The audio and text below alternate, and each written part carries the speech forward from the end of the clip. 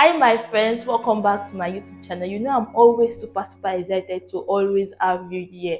Welcome back. Today we are on episode 9 of cooking one soup from the 36 states of Nigeria. And guess what? Today we are going to Ogun State, Ijebu to be precise, and we are cooking EGUSI Ijebu. Excited, right?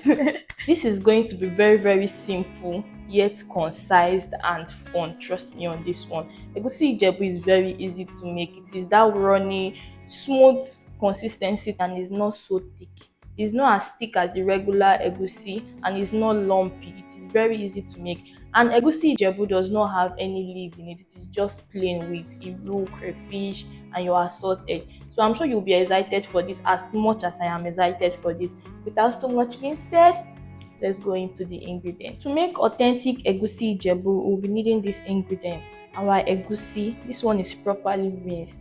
I hate buying my egusi and blending it in the market.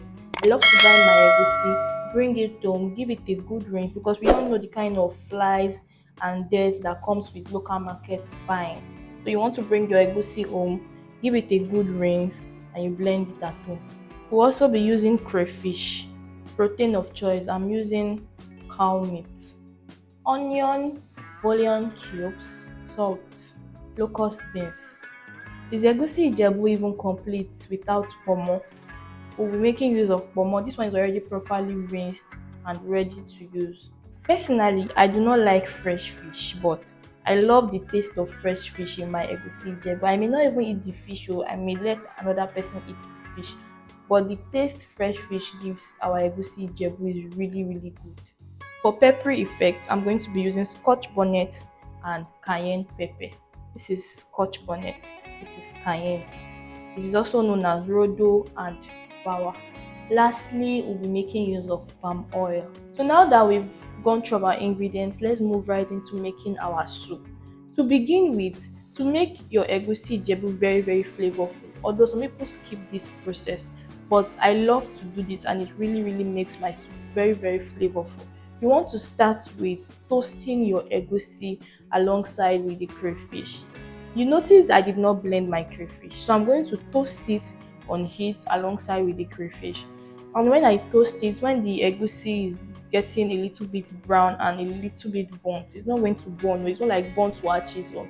But when it gets a little bit brown, I'm going to just take that off it and proceed to blend it. I'm going to be using water to blend the egusi into a puree. So let's begin with toasting our egusi. So into our pot, we're going to go in with our egusi. None of it is going to waste though. This egusi don't cost for market. Our crayfish was also properly rinsed. I love to buy things at the local market, especially things like egusi, crayfish, ogbono. You really want to buy it at the local market, bring it home and rinse it. Is there black egusi ni? Look at this egusi. I'm just going to take this one out.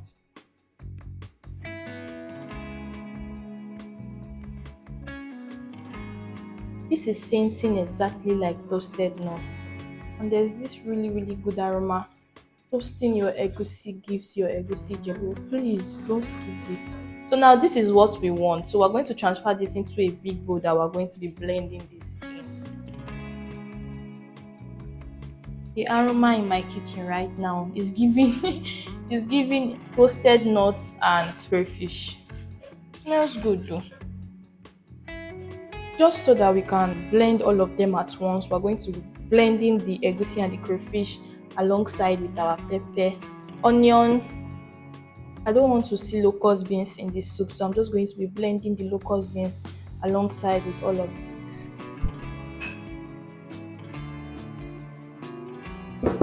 Let's blend. Look at how smooth this looks. This is exactly the way you want your egusi to look like once you've blended it. Look at the color. The color looks so perfect. With this, we're just going to add in very little amount of palm oil and we'll have our perfect egusi Ijebu. Now, into the same pot, we're going to proceed to cook our protein. So I'll go in with our cow meat. I'm using cow meat. Remember, you can choose to use any source of protein. You can just even use fish. It is your choice. Anything you love, use it. So I'll proceed to go in with my cow meat. Omo, just so that it can get soft alongside with the meat. Let's begin with 2 bouillon cubes, salt. I'm just going with a little bit of this. Here to combine, just so that everything is tasty. So let's just let our meat cook in its own juice, then we'll be right back. If there is need to add in any other water, we'll add in, but I'm not sure there will be any need to add in more water.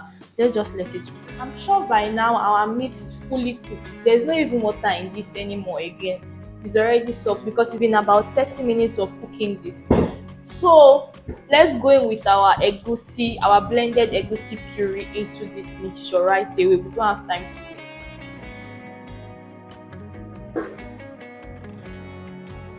See how easy EGUSI IJEBU is. I really need to scrape all of this. No wastage, not even in this economy. To this, we are going to go in with a little bit of palm oil because we already have our reddish color already, but we want to make the reddish color more vibrant. Let's just go in with a little palm oil. One more seasoning, little bit of salt.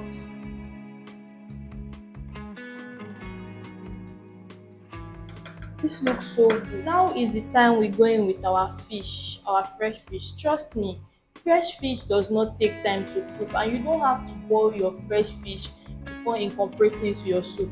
Your fresh fish will always steam together with your food, and that way it will infuse more flavor into the food.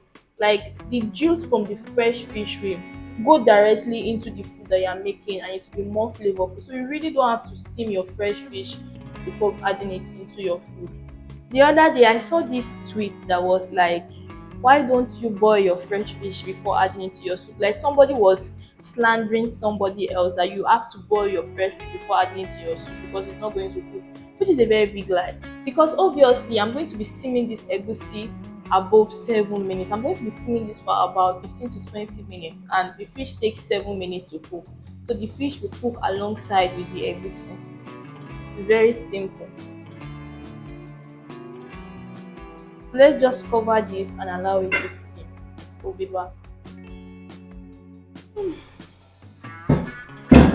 This looks so perfect.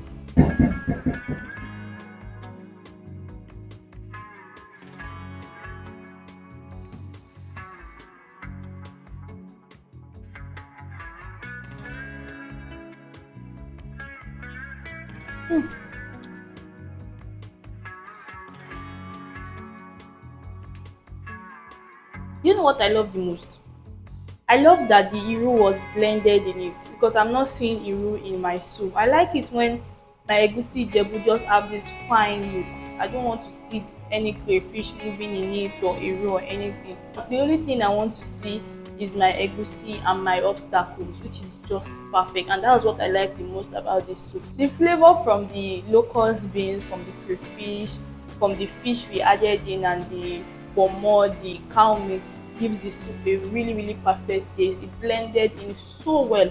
I really have to try this one, my friends. It tastes so delicious, and it would be nice if you like try another style of making egusi. Not every time you fry your egusi or you do that lumpy style. If you try this one, you will definitely love it. It tastes similar to that lumpy style, but that's a quite unique taste and it's delicious. It does not have any leaf in it, but it looks so good. My friends, if you've watched till this point of this video and you've not subscribed yet, what are you waiting for? Please hit the subscribe button and don't forget to hit the notification bell right beside the subscribe button so that you'll always be the first person to get notified whenever I upload a new video. I love it when you drop your comments in the comment section. Let me know how I did with this soup. If you are from Ogun State, from Ijebu, let me know if I represented well. And do not forget to share this video, and if you'll be recreating this recipe, please send me feedbacks on Instagram, Facebook, TikTok. I am Chef Temmie. Even on X, I am Chef Temmie. I would love to see you in my next one. Please do not forget to subscribe. Bye.